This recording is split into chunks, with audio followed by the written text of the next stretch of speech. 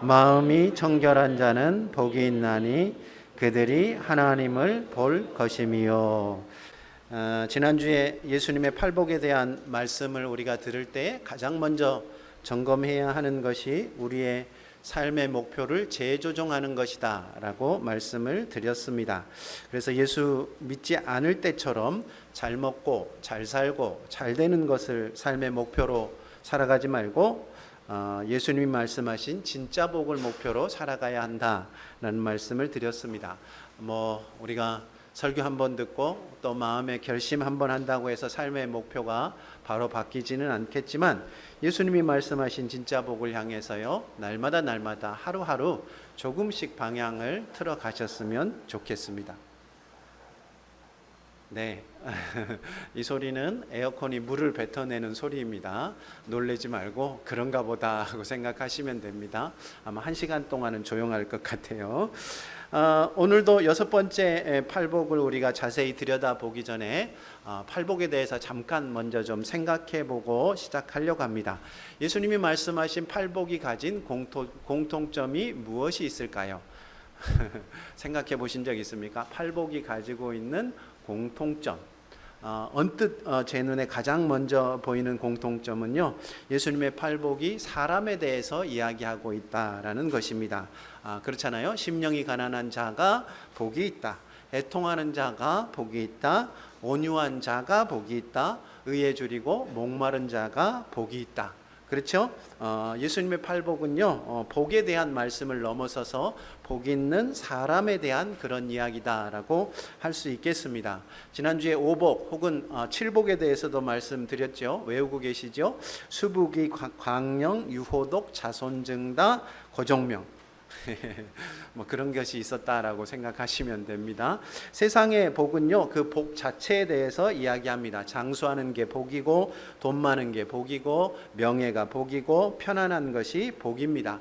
그것들은요, 열심히 노력하든지 혹은 누군가에게 물려받든지 억세게 운이 좋든지 그도 아니면 남의 것을 뺏어서라도 내가 가져야 하는 것입니다. 무엇이든지 가져야 복이다, 그런 말이죠. 그래서 그렇게 생각해 보면 세상의 복이라는 것은 기본적으로 가지는 것으로부터 오는 복, 그러니까 소유로부터 오는 복이라고 할 수 있겠습니다.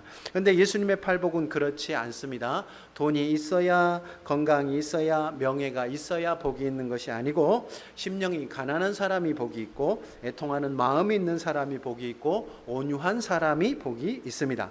예수님의 복은 어떤 사람이 되는 데서부터 오는 복이니까요, 소유로부터 오는 복과 비교해서 존재에서 오는 복이다라고 할 수 있겠습니다. 소유에서 오는 복이 진짜일까요? 존재에서 오는 복이 진짜일까요? 뭘 가져서 복 있는 게 복일까요? 아니면 내가 다른 사람이 되어서 복 있는 사람이 되어서 행복한 것이 복일까요? 어느 것이 영원한지를 생각해 보면 금방 답을 알 수 있습니다. 물어보나 마나 존재에서 오는 복이야말로 진짜 복이고 영원한 복입니다. 내일 일을 모르는 것이 우리 인생이지 않습니까? 그러니까 있다가도 없고 없다가도 있고 그러다가 결국 다 없어지는 것이 인생입니다. 부자라고 늘 부자가 아니지 않습니까? 건강한 사람이라고 늘 건강한 것이 아닙니다. 부자라고 살다가도 가난해질 수도 있고 건강하게 살다가도 아플 수 있습니다. 그러다가 결국 아무것도 가지지 못하게 되어지고 빈손으로 나중에는요, 죄송한 이야기지만 그 손마저 없어지는 것이 인생이에요. 인생은 공수래 공수거라고 하잖아요. 빈손으로 왔다가 빈손으로 간다고 보는데 제가 가만히 생각해 보니까 틀린 말이에요. 손이 있어야지 빈손으로 가지요. 갈 때는요, 이 손도 없이 가는 것이 인생입니다. 그러니까 인생이라는 것이 그야말로 부침이 가득한 거죠. 그러니까 가진 것에서, 소유에서 행복을 찾으려는 노력은요, 인생 사는 내내 행복했다가 불행했다가 좀 나았다가 다시 나빠졌다가 이것이 반복되어지다가 마침내는 결국은 처절한 실패로 끝날 수밖에 없는 것이다 라고 할 수 있겠습니다. 반면에 존재로부터 오는 복은 전혀 그렇지 않습니다. 영원히 우리와 함께 있을 것이 딱 한 가지가 있는데 뭔지 아시겠습니까?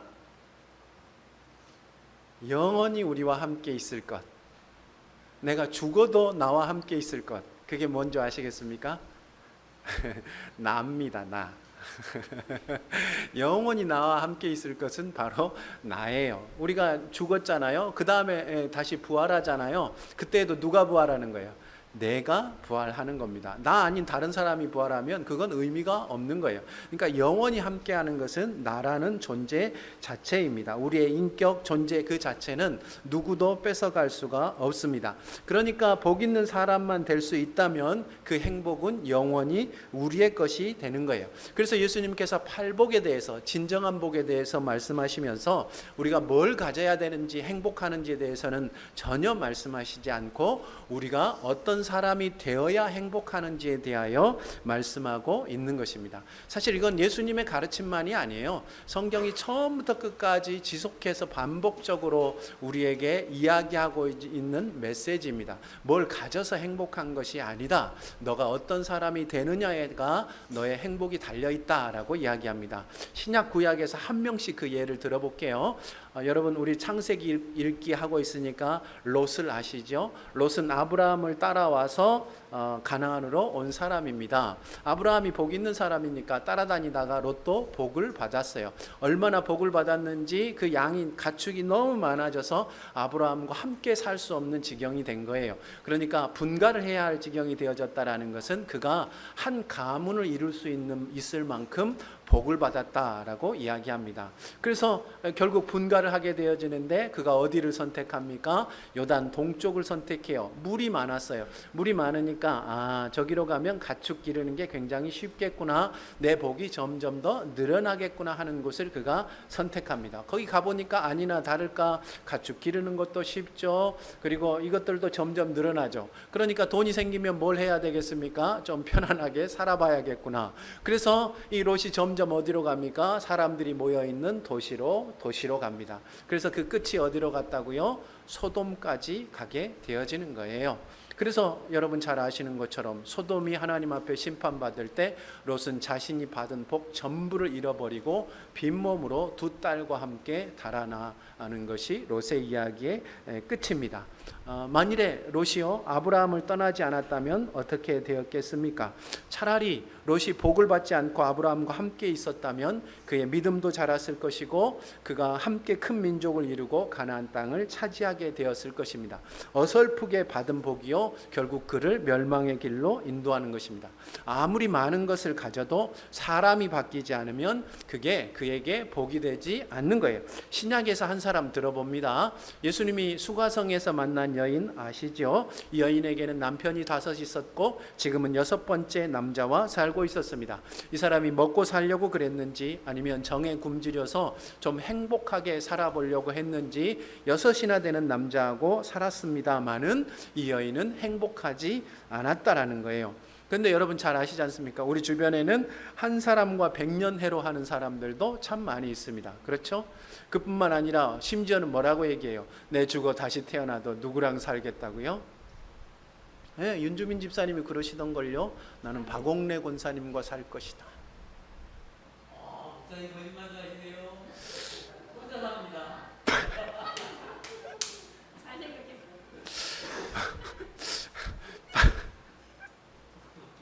박옥래 권사님이 그러시던데요. 난 다시 태어나도 윤주민 집사님과 살 것이다.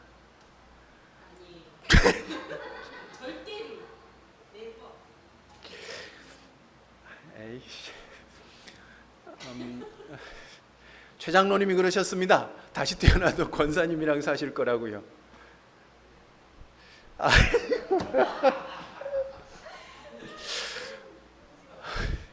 우리 목사님이 그랬습니다. 다시 태어나도 사모님과 살 거라고요.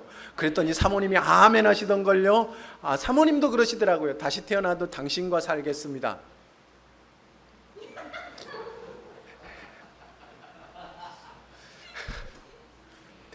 심지어는 어떤 사람은 혼자 살아도 행복한 사람이 있습니다. 그렇죠? 그 얘기는 뭡니까? 남편의 숫자에 따라서 사람의 행복이 달려있지 않다라는 거예요. 5, 6이랑 살아도 절대로 만족할 수 없는 사람이 있는 반면에 아무도 없이 혼자 살아도, 한 사람과 평생 살아도 다시 그 사람과 살고 싶을 만큼 행복하게 사는 사람도 있다라는 것입니다. 뭐가 문제입니까? 사람이 문제예요. 사람이 복 있는 사람이 되지 않으면 그 사람은 아무리 많은 것을 가져도 절대로 행복해질 수 없다라고 이야기하는 것입니다. 그런 면에서 여러분 이 말씀을 잘 생각하셔야 돼요. 성경이 처음부터 끝까지 우리에게 지속적으로 반복하고 있는 말씀이 그렇다면 여러분 스스로도 그걸 잘 생각해야 돼요. 여러분이 하나님을 믿고 예수님을 믿는데 행복하지 않으신 분 계십니까? 나는 예수님 믿는데 솔직하게 까놓고 말해서 행복하지 않다. 비겁하게 살짝 웃지만 말고 손을 살짝. 그런 분들 계신다면 제가 손들어라고 말씀은 안 드리겠지만, 나가라고 말씀드리지는 않겠지만, 마음속에 한 가지는 분명하게 확인을 해야 됩니다. 왜 내가 행복하지 않은가? 혹여 내가 무언가 더 가져서, 내가 정말 갖고 싶은 것이 있는데 그것을 못 가져서 행복하지 않다고 생각하는 것은 아닌가 잘 생각해야 됩니다. 무언가 가지는 것에, 내가 없는 것에 목을 매는 사람은 절대로 행복할 수가 없다라는 거예요. 세상 없는 부자라도요, 조금만 더 가졌으면 좋겠다고 말한다고 합니다. 저는 그렇게 많이 가져보지 못해서 그 마음이 뭔지는 잘 모르겠습니다만은, 아무리 재벌이라도 지금도 돈을 벌고 있는 걸 보니까 좀 더 가지고 싶은 것이 그 사람들의 마음인 것 같습니다. 우리가 보기에는 그 사람이라면 천하를 다 가진 것과 마찬가지인데 왜 천하를 다 가지고도 그 사람은 만족하지 못할까요? 어떤 목사님이 이렇게 얘기하시더라고요. 사람이 천하를 다 가지고도 만족하지 못하는 이유는 사람이 천하보다 귀하게 만들어졌기 때문이랍니다. 한 생명이 천하보다 귀하다 그러잖아요. 그러니까 사람은 천하보다 귀하게 만들어지는 거예요. 그러니까 사람, 천하보다 귀한 존재 속에 천하를 다 채우면 이게 찹니까 안 찹니까? 안 차죠. 천하보다 다 귀한 거니까 천하를 다 가져도 절대로 천하보다 귀한 사람은 만족할 수가 없는 것입니다. 그러니까 우리가 애초부터요, 우리는 천하보다 더 귀하게 만들어졌기 때문에 뭘 더 가져서, 세상에 있는 걸 다 가져서 행복하려는 생각 자체는 우리가 빠빠이 해야 한다라는 게, 그게 예수님을 믿는 사람들에게 주시는 성경의 가장 중요한 메시지라는 것을 기억해야 됩니다. 반대로 스스로의 가치를 깨닫고 내가 천하보다 귀한 존재라는 것을 깨닫고 거기에 합당하게 살아가는 사람은요, 아무것도 없이도 행복할 수 있습니다. 내가 천하보다 귀한데 천하에 있는 것, 그 무엇에 내 목을 맬 필요가 있겠습니까? 그저 있으면 있는 대로, 없으면 없는 대로, 필요하면 열심히 노력하고, 노력해도 미치지 못하면 좀 아쉬워하고 돌아서는 것으로 그치는 것입니다. 그거야말로 정말로 행복한 사람이죠. 그러니까 우리가 늘 하는 말처럼 먼저 뭐가 돼야 돼요? 행복하게 살려면 먼저 인간이 돼야 됩니다. 그렇죠. 우리가 사람들에게 먼저 인간이 되라 그러지 않습니까? 그 말이에요. 뭘 더 가져서 행복하려 하기 전에 먼저 복 있는 사람이 되려고 노력해야 한다라는 것입니다. 그러면 우리가 복 있는 사람이 되어지면 우리의 삶에 필요한 것들이 따라오게 되어지는 거죠. 그렇게 행복해지는 것, 그것이야말로 예수 믿는 사람들이 행복해지는 법입니다. 먼저 복 있는 사람 되기를 힘쓰심으로 영원한 행복한 삶 사시는 저와 여러분 되시기를 우리 주님의 이름으로 축원합니다. 아멘. 이제 예수님의 팔복 중에요, 여섯 번째 복인 마음이 청결한 자의 복을 살펴보도록 하겠습니다. 외운다는 심정으로 우리 5장 8절 말씀 한 번 더 읽으시는데요. 마음이 청결한 자는 복이 있나니 그들이 하나님을 볼 것이요, 이렇게 읽습니다. 지난주에 했던 것처럼 제가 앞에 하면 그 다음에 여러분이 뒤에를 하고, 여러분이 앞에 하면 제가 뒤에 하고, 마지막으로 다 같이 한번 하겠습니다. 그러니까 총 3번이죠. 제가 먼저 합니다. 마음이 청결한 자는 복이 있나니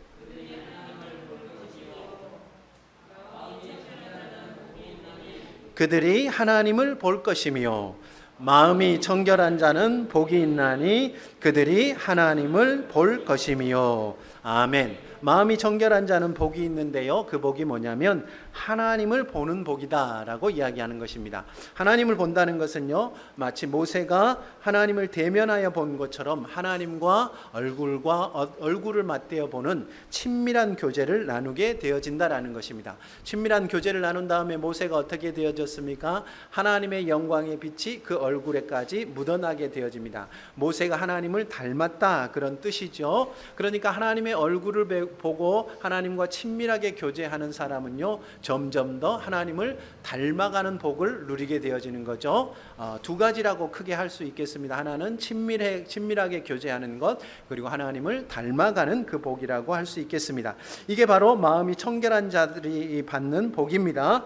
온 우주를 만드신 하나님께서 그 사람이 하나님을 찾을 때면요, 환한 얼굴로 그 사람을 맞이해 주십니다. 그리고 그 사람이 하나님과 함께 있고자 하면 언제든지 친밀하게 같이 가 주시죠. 그러면서 점점 더 그 사람이 하나님을 닮아가도록 만들어 주십니다. 그거야말로 가장 복되고 가장 영원하신 그분과 같아지는 것, 정말로 복 있는 사람이 되는 거예요. 하나님과 닮는다는 게 뭔지 아시겠습니까? 하나님이야말로 복의 근원이잖아요. 하나님이야말로 영원한 복이잖아요. 그러니까 그 하나님과 가까이 있으면 우리가 뭐가 되는 거예요? 복 있는 사람이 되는 거예요. 복의 근원이 되는 거예요. 그래서 하나님께서 아브라함을 부를 때 뭐라고 부르셨어요? 너는 복이 될지라 그랬잖아요. 그 얘기는 뭡니까? 하나님 복을 주셔서 복을 많게 해주시겠다, 그런 의미이기도 하지만 더 중요한 의미는 뭐냐면 이제부터 너는 나와 동행하면서 점점 더 나를 닮아라. 내가 복의 근원인 것처럼 너도 복의 근원이 되라,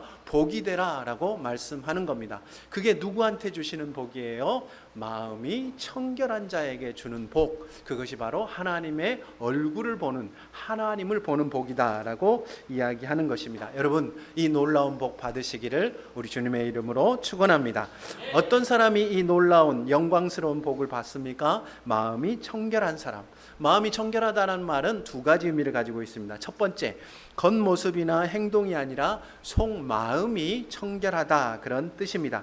여기에 청결하다라는 단어는요, 히브리어로 하자면 타호르라는 단어를 번역한 겁니다. 타호르라는 단어인데 구약 성경에 자주 나오는데 정결이라는 말로 주로 번역이 되어졌고요. 하나님께 제사 드릴 때 이게 사용되어지는 말입니다. 하나님 앞에 나가서 제사 드리는 제물은요, 정결해야 되고 제사 드리러 나가는 사람도 정결해야 됩니다. 그래야 하나님께서 그 제사와 그 제물을 기쁘게 받아주시죠. 정결하지 않은 제사와 정결하지 않은 사람, 제물은 하나님께서 받아주시지 않는 거예요. 그래서 유대인들은요, 부정한 상태가 되지 않기 위해서 어떻게 하냐면 늘 자기를 조심했습니다. 밖에 나갔다 오거나 음식을 먹을 때는 반드시 손을 씻었고요. 혹여라도 이방인들과 함께 먹는 것을 그 사람들은 피했습니다. 왜 그렇겠습니까? 그것들로 말미암아 다른 사람의 더러움이 자신에게까지 묻어져서 하나님 앞에 못 나가게 될까봐, 하나님이 자신을 안 받아줄까봐 그렇게 한 겁니다. 그런 사람들에 대해서 예수님이 주신 말씀이 마가복음 7장 15절 16절 말씀입니다. 우리 참고 말씀이죠. 참고 말씀 몇 번째에 있습니까? 첫 번째죠. 참고 말씀 첫 번째, 마가복음 7장 15절 16절 말씀 함께 읽습니다. 시작. 무엇이든지 밖에서 사람에게로 들어가는 것은 능히 사람을 더럽게 하지 못하되 사람 안에서 나오는 것이 사람을 더럽게 하는 것이니라 하시고. 아멘. 손을 안 씻고 먹는다고 해서 특정한 부류의 사람들과 어울려 지낸다고 해서 사람이 더러워지는 것이 아니고, 사람을 더럽히는 것은 사람의 마음속에서 나오는 것이 사람을 더럽힌다라고 이야기합니다. 사람의 마음에 도대체 뭐가 있기에 마음에서 나오는 것이 사람을 더럽힐까요? 예수님이 이야기해 주신 예는 12가지입니다. 음란, 도둑질, 살인, 간음, 탐욕, 악독, 속임, 음탕, 질투, 비방, 교만, 우매함. 12가지죠. 다시 한번 제가 읽어드립니다. 음란, 도둑질, 살인, 간음, 탐욕, 악독, 속임, 음탕, 질투, 비방, 교만, 우매함. 여러분의 마음속에 이것들 중에 없는 것 있으시면 한번 얘기해 보십시오. 내가 들어보니까 그건 내 마음에 없네 하는 거. 지금 나는 질투 따위는 없는데, 나는 음란하지 않아, 나는 내 속에는 거짓이 없어, 나는 그거 없는데 예수님이 뭘 잘못하셨네 하신 분 계십니까? 12가지 다 가지고 계신 거예요. 사실 예수님이 말씀하신 건 더 있는데 우리의 마음이 사실은 이렇게 더럽다라고 이야기할 수 있겠습니다. 그러니까요, 그렇게 더러운 마음 그대로 두고 열심히 손을 씻는다고 해서 어떤 사람들과 어울리지 않는다고 해서 하나님이 우리를 기쁘게 받아주실 수가 없는 것이죠. 하나님이 우리를 받아주시기를 원한다면 가장 먼저 해야 하는 일은 우리 거칠애를 바꾸는 것이 아니고 마음을 청결하게 하는 것이다 라고 이야기합니다. 오늘 주일이지 않습니까? 하나님 앞에 예배하러 나오셨고 지금 하나님께 예배하고 있습니다. 우리가 하나님 앞에 나오면서 기대하는 것이 뭡니까? 우리가 하나님 앞에 드리는 예배, 한 주간 살아온 우리의 삶, 그리고 우리 자신을 하나님께서 기쁘게 받아주시기를 바라서 이 자리에 나온 것입니다. 우리의 모습을 보면서 반갑게 맞아주시고 나와 친밀하게 동행해 주시고 오래 같이 계시면서 점점 더 그분을 닮아가게 해주는 것, 그것이 우리의 바람입니다. 그렇다면 여러분, 하나님이 여러분을 그렇게 대해 주시기를 바라면서 어떤 준비를 하고 오늘 예배 가운데 나오셨어요? 하나님이 여러분 받아주기를 바라셨으니까 어떤 준비하고 나오셨냐는 거예요. 깨끗이 씻고 오셨습니까? 옷도 잘 차려입고 오셨네요. 시간에 맞춰서 늦지 않게 예배에 오셨습니다. 참 잘하셨습니다. 교회 와서 기도 먼저 하셨죠? 하나님이 받아주기를 바라시겠어서 하셨고, 예배 드릴 때 찬양도 열심히 하셨죠? 내 마음을 전심으로 드리기 위해서 제자리에 꼿꼿이 서서 다리가 아프지만 하나님 앞에 찬양도 하셨습니다. 또 헌금도 정성껏 준비하셨죠? 정말로 잘하셨습니다. 제가 100점 드립니다. 참 잘하셨습니다. 그런데 여러분 그거 아셔야 됩니다. 제가 드리는 100점으로는 하나님이 여러분을 절대 받아주지 않습니다. 하나님은 뭘 보셔요? 겉모습이 아니라 중심을 보시는 분입니다. 그분은 우리 마음이 깨끗한지를 먼저 살펴보시는 분입니다. 그러니까 겉으로 아무리 잘 준비되어졌어도 목사님 보시기에 100점을 여러분이 받았어도 여러분의 마음에 악함이 여전하다면 하나님은 여러분을 기쁘게 받아주시지 않을 것입니다. 여러분 하나님과 좀 친하십니까? 신앙생활 오래 하셨으니까 하나님과 친하십니까? 누구한테 물어보면 이번에는 제대로 대답을 해 주실까요? 박옥래 권사님, 하나님과 친하십니까? 조금 친하다고 하네요. 곽 집사님, 하나님과 좀 친하십니까? 친하시답니다. 얼마나 감사한지 모르겠네요. 조미자 집사님, 하나님과 좀 친하십니까?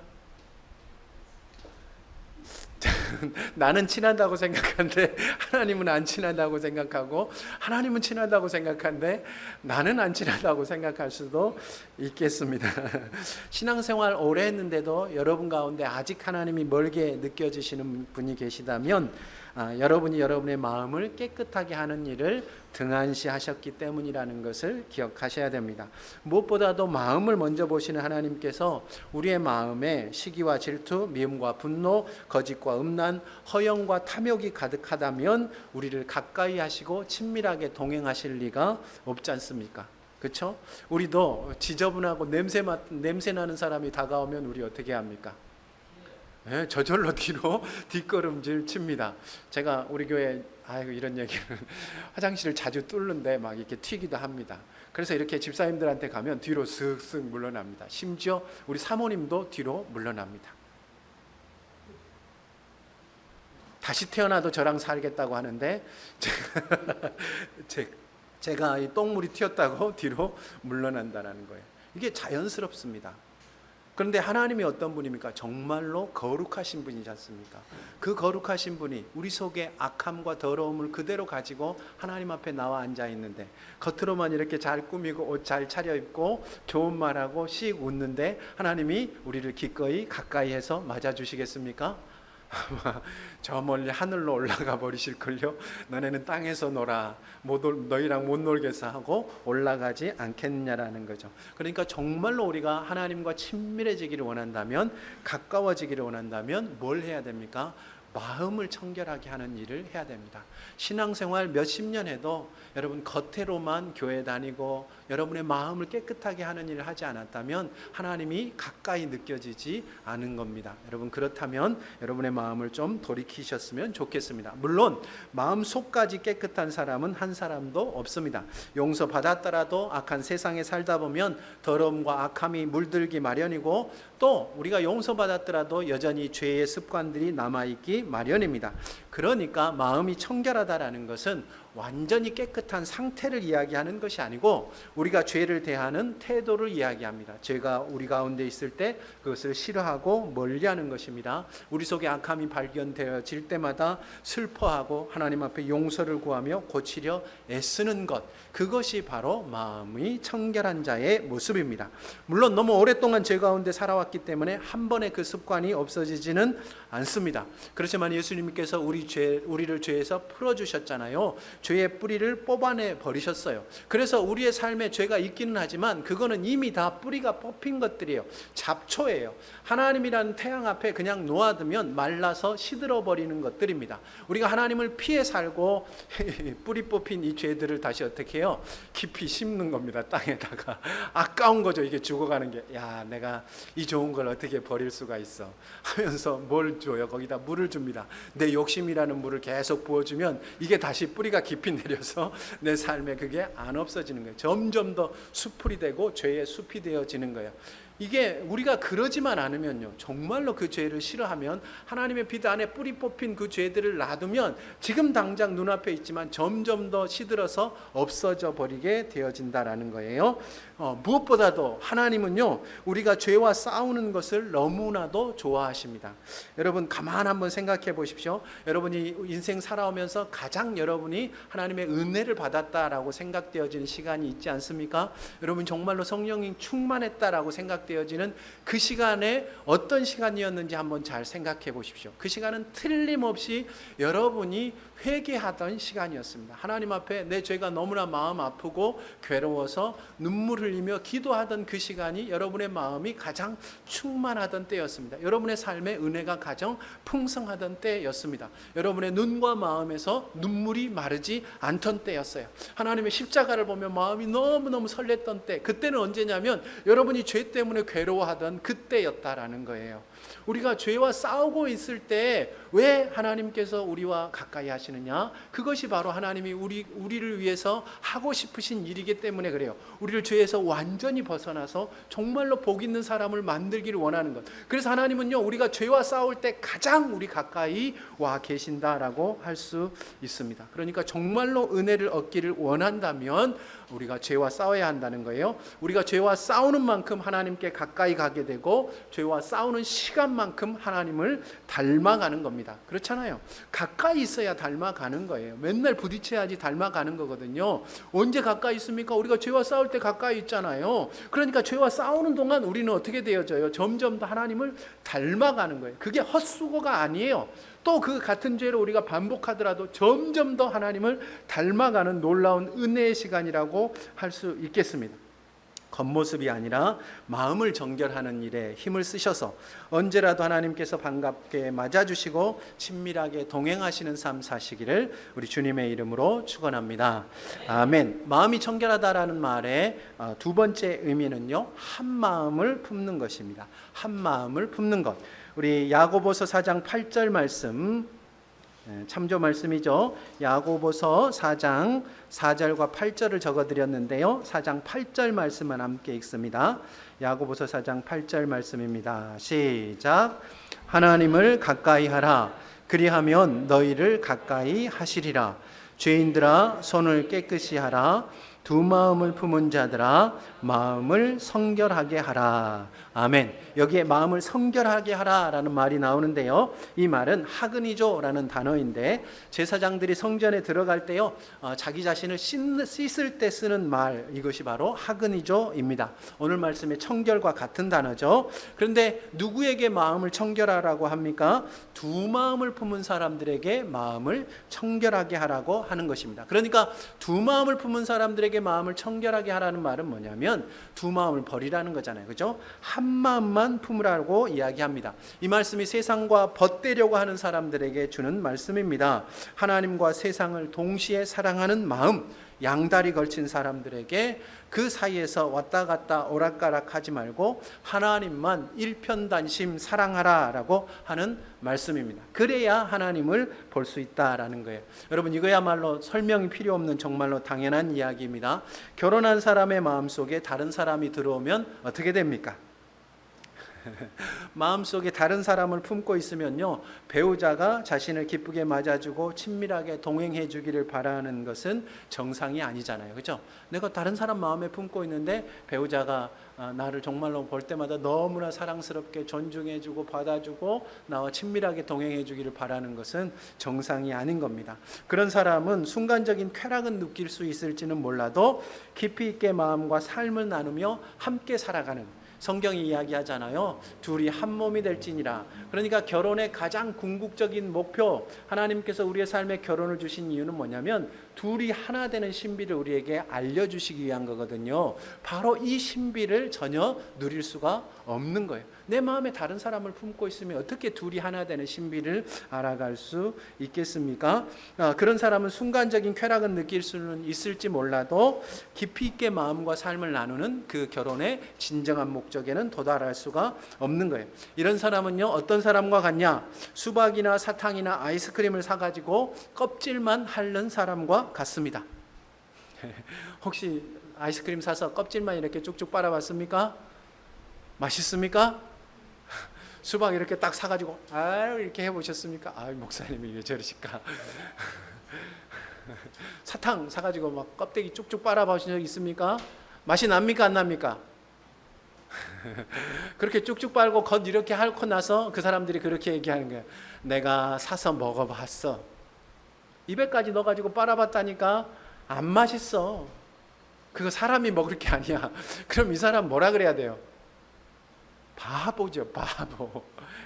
겉만 핥고 그 안의 맛을 평가하는 사람이야말로 정말로 바보예요. 그걸 벗겨내고 안의 것을 먹어야지만이 제대로 그 맛을 알 수 있게 되어지는 것입니다. 신앙도요, 결혼과 비슷합니다. 하나님은 우리에게 마음 다하고 성품을 다하고 힘을 다하여 하나님을 사랑하라 라고 이야기합니다. 그게 크고 첫째 되는 계명이지 않습니까? 내 마음을 다하고 성품을 다하고 힘을 다하여 내 하나님을 사랑하라. 이 말 계명의 가장 핵심이 뭡니까? 다 한다는 거예요. 다 한다라는 거예요. 마음을 다하고 성품을 다하고 힘을 다하여 하나님을 사랑한다라는 거예요. 근데 우리는 어떻게 하는 거예요? 마음을 반만 하고 성품도 반만 하고 힘도 반만 하여서 하나님을 사랑하는 둥 마는 둥, 좋아하는 둥 많은 둥 한다라고 이야기하고 있는 것입니다. 그렇게 하면 우리가 하나님을 아는 복을 제대로 알 수 없는 거예요. 여러분, 예수 믿어도 별것 없다고 생각해 보신 적 있습니까 없습니까?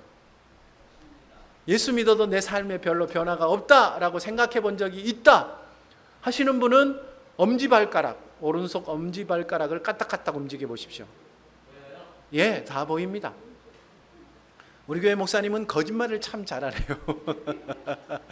네, 다들 움직이잖아요. 내가 예수 믿으나 안 믿으나 별로 뭐 차이도 없네 하시는 분들, 그분들에게 제가 지금 드리는 말씀이에요. 예수 믿어도 별것 없다라는 것은 여러분이 지금 뭘 했다는 거예요? 사탕을 사가지고 어떻게 했어요? 껍데기를 쭉쭉쭉쭉 지금 몇 년째 빨고 계신 거예요? 30년째 이거 사탕을 빨고 계시고, 수박을 이렇게 사가지고, 나 수박 있어. 야, 너 수박 없지? 수박 맛이 어떤 줄 알아?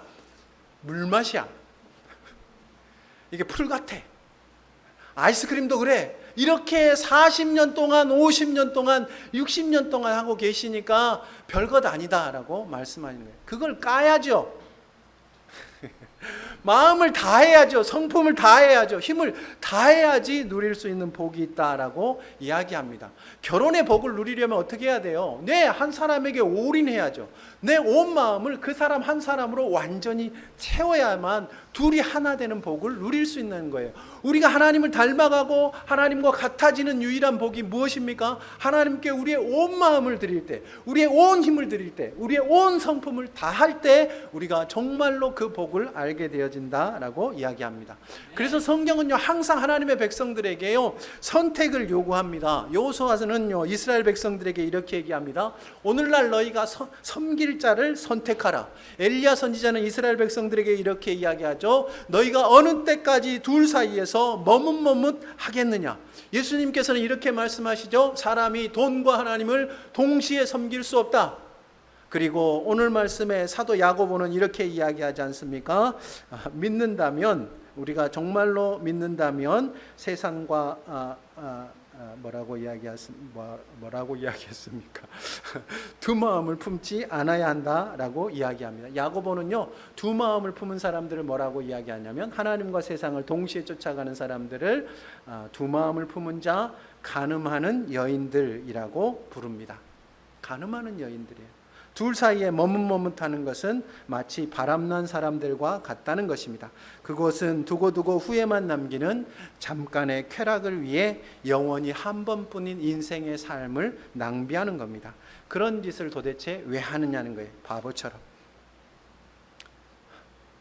잘 들으시고 여러분 잘 선택하십시오.